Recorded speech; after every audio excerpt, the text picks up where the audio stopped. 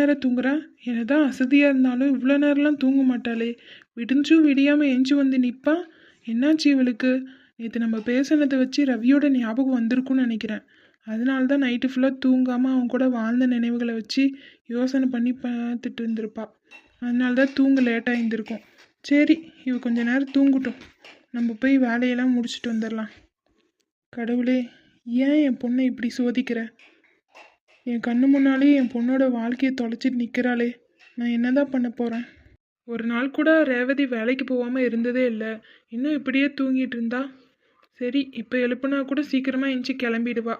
ரேவதி, ரேவதி, எழுந்திரிம்மா. விடிஞ்சு ரொம்ப நாள் ஆயிடுச்சு. வேலைக்கு கிளம்ப வேணாமா? எழுந்துட்டியாம்மா? இந்தம்மா டீயே குடி. வேலைக்கு டைம் ஆயிடுச்சுமா, சீக்கிரமாக வந்து கிளம்பு. நான் எல்லா வீட்டு வேலையும் முடிச்சிட்டேன். நீ கவலைப்படாமல் பொறுமையாக எஞ்சி குளிச்சுட்டு கிளம்புமா. ரொம்ப தேங்க்ஸ்ப்பா. காலையிலே கல்யாண பேச்சு ஆரம்பிக்க வேணாம், அப்புறம் அப்செட் ஆகிடுவா. வேலைக்கு போயிட்டு வரட்டும், அப்புறம் பார்த்துக்கலாம். அப்பா, நான் போயிட்டு வரேன்ப்பா. அம்மா, சாப்பிட்லையாம்மா நீயே?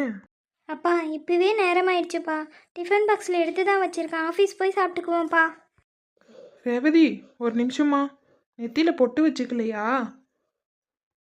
சாரிப்பா, போகிற அவசரத்தில் மறந்துட்டேன். என்ன உமா, நெத்தியில பொட்டு எங்க? அது எங்கேயோ விழுந்துருச்சுங்க. கோவப்படாதீங்க, அங்கே ஃபங்க்ஷன் கிளம்புவோம்ல, அப்போ வச்சுக்கிறேன். ஹேண்ட்பேக்கில் எடுத்துகிட்டு தாங்க வந்திருக்கேன். என்ன ரேவதி, வந்து தோல்ல சாஞ்சுக்கிட்ட? இல்லைங்க, சாரி, எப்படி விழுந்துச்சுன்னே தெரியல. சரி விடு ரேவதி. ஏய் ரேவதி, என்னடி இவ்வளோ ரேட்டு? டிராஃபிக்கில் மாட்டிக்கிட்டோண்டி, சாரிடி ரம்யா. ரம்யா, எல்லாம் உன் ஃப்ரெண்டால தான். சீக்கிரமா கிளம்புன்னு சொன்னா கிளம்பிக்கிட்டே இருக்கா.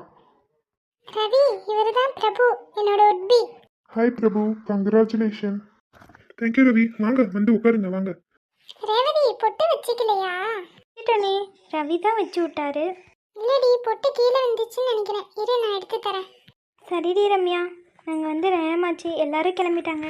நானும் கிளம்புறேன். இன்னொரு நாள் வந்து உன்னை மீட் பண்ணுறேன். பாய். பாய். பாய்ங்க. என்னங்க, இன்னும் அதையே நினச்சிட்டு இருக்கீங்களா? இல்லை ரேவதி. அப்புறம் ஏன் உருன்னே இருக்கீங்க? ரேவதி, இன்னைக்கு என்னோட கிளாஸ்மேட் பார்வதியை பார்த்தேன். பார்வதிக்கா? பார்வதிக்கு என்ன? அவ படிக்கிற டைம்ல தங்க சிலையாட்டா இருப்பா ரேவதி. ஆனா இன்னைக்கு பொலி விழுந்து போய் கிடக்குறா. ரேவதி, பார்வதி இந்த சின்ன வயசுலயே அவன் புருஷனை இழந்துட்டா. அதை விட அவளோட நிலைமை என்னை ரொம்ப பாதிச்சிருச்சு. அதனால என்னங்க, என்ன சொல்ல வரீங்கன்னே தெரியலையே.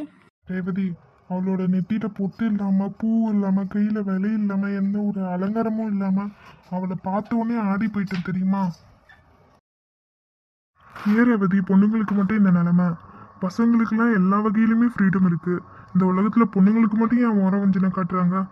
பொண்ணுங்களுக்கு கட்டுப்பாடு, நியதி எல்லாமே ஒரு வட்டத்துக்குள்ளேயே அடிக்கிறாங்க. அவங்க ஃபீலிங்ஸுக்கு யாருக்கும் மதிப்பு கொடுக்கறதே இல்லை. ரேவதி, பொண்ணுங்க சின்ன வயசுலேருந்தே பூ வச்சுக்கிறாங்க, பொட்டு வச்சுக்கிறாங்க, அலங்காரமும் பண்ணிக்கிறாங்க.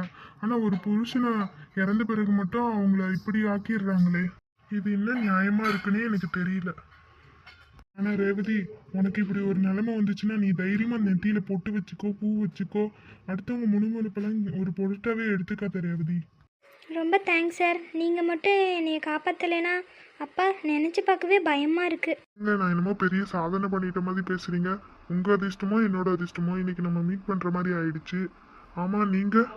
என் பேர் ரேவதி, இங்கே பக்கத்தில் தான் ஒர்க் பண்ணிகிட்ருக்கேன். வேலைக்கு வேற கொஞ்சம் நேரம் ஆயிடுச்சு, அதான் அவசரத்தில்.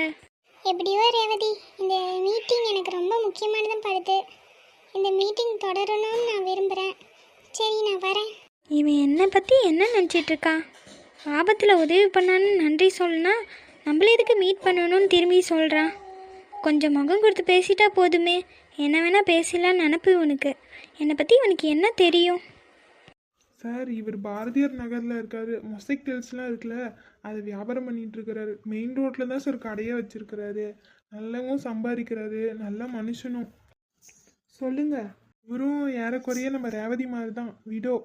கல்யாணமாகி கொஞ்ச நாள்லேயே அவங்க பொண்டாட்டி இறந்துட்டாங்க. அவருக்கும் ஒரு பையன் இருக்கு.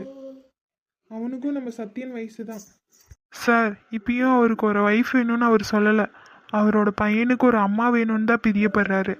அதுதான் இப்படி ஒரு வரன் அமைஞ்சா நம்ம ரேவதிக்கும் நல்லது. 2 பேரும் ஏறக்குறைய ஒரே மாதிரி தான். 2 பேருமே அவங்க வாழ்க்கையில் ஒருத்தருக்கு ஒருத்தர் ஆதரவாக இருப்பாங்க சார். எனக்கும் சந்தோஷம்தான் தரகரே. ரேவதி வரட்டும், வந்தோடனே இந்த விஷயத்தை பற்றி பேசி பார்க்குறேன். என்ன ஏதுன்னு அப்புறமா உனக்கு ஃபோன் பண்ணி தகவலை சொல்கிறேன். அப்போ நான் வரேன் சார். ரேவதி வந்தோடனே பேசி பாருங்க. ஒருவேளை காலையிலே ஏதாவது அசம்பாவிதம் ஆயிருந்துச்சுன்னா அப்புறோட சத்தியனோட நிலை, அப்புறம் என்னையே நம்பிட்டு இருக்க அப்பாவோட நிலை நினைக்கவே பயமாக இருக்குது. அப்பா, கோயிலுக்கு வந்தோடனே தான் கொஞ்சமாவது மனசு நிம்மதியாக இருக்குது. வீட்டுக்கு போகும்போது ரவியோட ஃபோட்டோவுக்கு பூமாலை வாங்கிட்டு போகணும். அம்மா, ஒரு 4 முழம் மல்லிகைப்பூ கொடுங்க. அம்மா, எல்லா பூவும் சாரு பணம் கொடுத்துட்டாருமா. யாரு? இதோ அவரே இங்க வராரு பாருங்க. ரேவதி, என்னங்க வாட்டர் சர்ப்ரைஸ்? காலையில தான் சொன்னேன் இனிமே நம்ம அடிக்கடி சந்திக்கலாம்னு. ஆனா இன்னைக்கே சந்திப்போம்னு நான் கனவுல கூட நினைச்சு பார்க்கலங்க. சார், வெள்ளிக்கிழமை அதுமா இந்த பொண்ணு பூ கேட்டுடுச்சு. இல்லைன்னு சொன்னா பாவம் மனசு சங்கடப்படும் சார். பரவாயில்லைங்க, அவங்களுக்கு எவ்வளோ பூ வேணுமோ கொடுத்துருங்க. மிச்சத்தை என்கிட்டே கொடுங்க போதும். என்னங்கம்மா பணம்? அம்மா, எல்லா பூவுக்கும் சார்கிட்டே பணம் வாங்கிட்டேனே, என்னன்னா சார்கிட்டே காசு கொடுத்துருங்க. என்னங்க உமா, இதுக்கெல்லாம் போய் பணம் கொடுத்துட்டு பரவாயில்ல இருக்கட்டும். சாரி சார், என்னை மன்னிச்சிடுங்க. இந்த பணத்தை வாங்கிக்கோங்க, இல்லைன்னா இந்த பூவை சேர்த்து எடுத்துக்கிட்டு போயிடுங்க. ரேவதி, நீங்கள் என்னை தப்பாக புரிஞ்சுக்கிட்டீங்கன்னு நினைக்கிறேன். இந்த பூவெல்லாம் நான் என்னோட ஒய்ஃப்காக தான் வாங்கினேன். அவளுக்கு மல்லிகை பூனா ரொம்ப ஆசை. அந்த மல்லிகை பூவை எங்கே பார்த்தாலுமே விலை பேசி வாங்கிடுவா. இந்த பூவை பார்த்தா அவள் மனசு எவ்வளோ சந்தோஷப்படும் தெரியுமா? எப்பயும் போல் எல்லா பூவையுமே வாங்கிட்டேன். கோயிலுக்கு வந்த இடத்துல நீங்களும் பூ மேலே ஆசை வச்சுட்டீங்க. அதனால தான் அப்படி நடந்துக்கிட்டேன். உங்கள் மனசு வேதனைப்பட்டால் என்னை மன்னிச்சிடுங்க. நான் போகிறேன். ஐயோ, நம்ம அவரை தப்பாக நினச்சிட்டோமா? ஆமாம்மா, அந்த தம்பி ரொம்ப தங்கமான பையன்மா. என் கடைக்கு வரப்பெல்லாம் மொத்தமாக பூவை வாங்கிட்டு போயிடுவாரு. கொடுத்து வச்ச மகராசியா ஒரு பொண்டாட்டி. நிச்சயமாம்மா. தான் வந்தியாம்மா? பால்காரன் இப்போதாம்மா பால் கொண்டு வந்தான். அதையும் காய்ச்சிடு, அப்படியே சத்தியனுக்கும் கொடுத்துருமா. அப்பா, என்னம்மா? ரவியோட ஃபோட்டோ எங்கே காணோம்? வந்துமா. என்னப்பா வந்து போயின்னு சொல்லிட்டு இருக்கீங்க? ரவியோட ஃபோட்டோ எங்க சொல்லுங்கப்பா. ரதி, இன்னும் 2 நாளில் உன்னை பொண்ணு பார்க்க வர சொல்லியிருக்கேம்மா. என்னப்பா சொல்கிறீங்க? ஆமாம்மா. அப்படி அவங்க வரப்போ ரவியோட ஃபோட்டோ அவங்க கண்ணில் பட வேணாம்னு தான். உமா, உன்னை பற்றி எல்லா விஷயத்தையுமே தரகர் மூலிமா அவங்ககிட்ட சொல்லிட்டேன். இருந்தாலும் அவங்க பார்வையில் ரவியோட ஃபோட்டோ பட வேணாம்னு தான் தோணுச்சு. வேற எதுவும் இல்லைம்மா. அப்பா நிறுத்துங்க. அப்பா, நான் உங்ககிட்ட கல்யாணம் வேணும்னு கேட்டேனா? இல்லைம்மா. ஆனால் நான் என்ன சொல்கிறேன்னா, நீங்கள் எதுவும் சொல்ல வேண்டாம். இன்னொரு தடவை எனக்கு கல்யாணம் அது இதுன்னு பேச்சே வேண்டாம். ரதி, உன்னோட வாழ்க்கையை பற்றி முடிவு எடுக்கிறதுக்கு எனக்கு உரிமை இல்லையாம்மா? என்னப்பா புரியாமல் பேசுகிறீங்க? எனக்கு எல்லாமே நீங்கள் தானேப்பா. உங்களோட ஃபீலிங்ஸ் எனக்கு புரியுதுப்பா. ஆனால் என்னோட நிலைமையை கொஞ்சம் யோசிச்சு பாருங்க. என்னன்ற எண்ணமே எனக்குள்ளே இல்லை. என்னோட மனசுக்குள்ளே எப்பயுமே ரவியோட நினப்பு தான். அந்த நினப்போடவே வாழ்ந்துட்டுருக்கேன். நான் அவரோட வாழ்ந்தது 2 வருஷம்தான். ஆனால் 20 வருஷம் வாழ்ந்த திருப்தி இருக்குதுப்பா எனக்கு. அப்பா, நான் மறுபடியும் உங்களை தனியாக விடணுமா? ரதி, என்னைய காரணம் காட்டி உன்னோட வாழ்க்கையை கெடுத்துக்காதம்மா. என்னை விட உன்னோட வாழ்க்கை தாம்மா எனக்கு முக்கியம். அப்பா, அதுக்கு கல்யாணம் தான் ஒரே தீர்வா? அப்படின்னு நான் சொல்லலம்மா. எனக்கு அப்புறம் உனக்கு ஒரு துணை வேணும், ஆதரவு வேணும். அதுக்காக தான் நான் உன்னை கல்யாண பேச்சையே எடுத்தேன். அப்பா, அம்மா செத்தப்ப எனக்கு என்னப்பா வயசு? 20 வயசு. உங்களுக்கு 30 வயசு. இங்கே ஏன்ப்பா இன்னொரு கல்யாணம் பண்ணிக்கல? அது என்னப்பா சொல்லுங்கப்பா. ரேவதி, அது வேற இது வேறம்மா. இல்லைப்பா, எல்லாம் ஒன்று தான். நீங்கள் அம்மா மேலே வச்சிருந்த லவ் தான். அதே தான்ப்பா, அந்த லவ் தான் எனக்கும் ரவிக்கும். இல்லைம்மா, அதுக்கும் இதுக்கும் முடிச்சு போடாத. ஏன்பா? ஏன்னா நான் ஆம்பளைம்மா.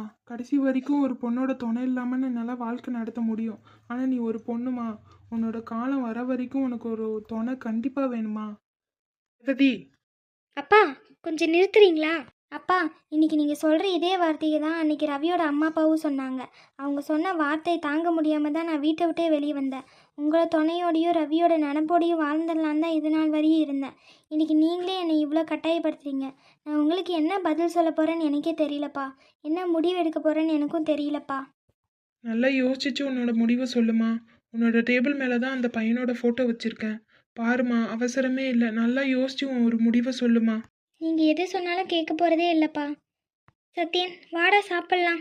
நீயும் சாப்பிடுமா. எனக்கு பசி இல்லைப்பா, நான் அப்புறமா சாப்பிட்டுக்கிறேன். இன்றைக்கி காலையிலேருந்தே எஞ்சதுலேருந்தே டென்ஷனாகவே போயிட்டுருக்கு. என்னன்னே தெரியல. அப்பாவும் நம்ம நிலமையை புரிஞ்சிக்கவே மாட்டேங்கிறாரு. எவ்வளோ சொன்னாலும் அவருக்கு புரியவே மாட்டேங்குது.